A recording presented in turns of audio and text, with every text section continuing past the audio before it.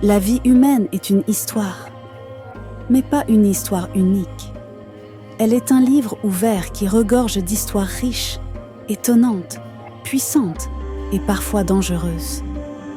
L'humanité vit littéralement une légende des 1001 nuits, mais au fil des millénaires. Tout comme ce livre de contes magistral, elle a déroulé d'incroyables histoires qui ont rempli l'esprit et le cœur de millions de personnes à travers les âges. À chaque instant de notre vie, nous vivons au cœur d'une histoire. Certaines histoires sont plus grandes que d'autres, plus épiques, plus puissantes et plus déterminantes. D'autres traitent du quotidien, elles remplissent nos poches et organisent nos agendas. Mais au-delà de nos histoires, on trouvera toujours un grand récit.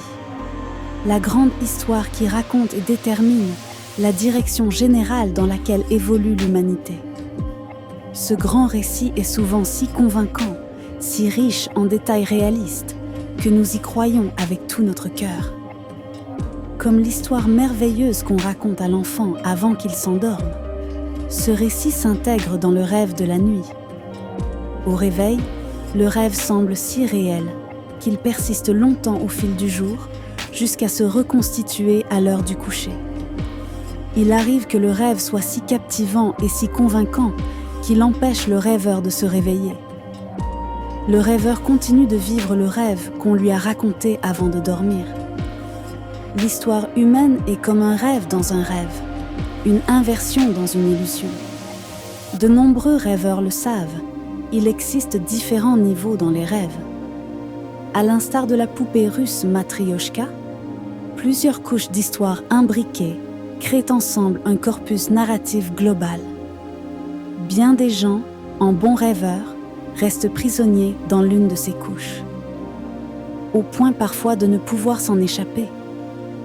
Même si nous sommes techniquement éveillés, nous rêvons aussi. Pourquoi ? Parce que nous vivons les histoires et les récits particuliers qu'on a semés dans notre tête, qui y constituent des écheveaux. Ils pénètrent dans notre subconscient et, à partir de cette position privilégiée, ils commencent à influencer notre comportement et notre pensée depuis les coulisses. Même quand nous nous croyons éveillés, nous ne sommes jamais libérés de ces histoires, de ces récits et constructions qui gèrent notre perception et créent le métier à tisser de nos vies rêvées. Pour être vraiment éveillé, l'individu devra savoir comment laisser tomber toutes ces histoires et sortir de la construction, c'est-à-dire se remettre dans le bon sens au milieu de l'inversion. Certains, peut-être, y sont parvenus, mais on les a toujours taxés d'étrangeté, d'ésotérisme ou de mysticisme. C'est que, pour les rêveurs, quiconque sort du rêve est forcément un excentrique bizarre, n'est-ce pas ? Ou peut-être que l'histoire principale se déroule justement de cette manière. Le courant dominant n'aime pas beaucoup que les les gens, essaient de s'échapper. Pourquoi quitterait-il l'histoire si convaincante ? Dans l'ensemble, cependant, le problème se pose rarement, car peu de gens se rendent compte qu'il s'agit d'un rêve à l'intérieur d'un rêve, de sorte que la question ne se pose pratiquement jamais.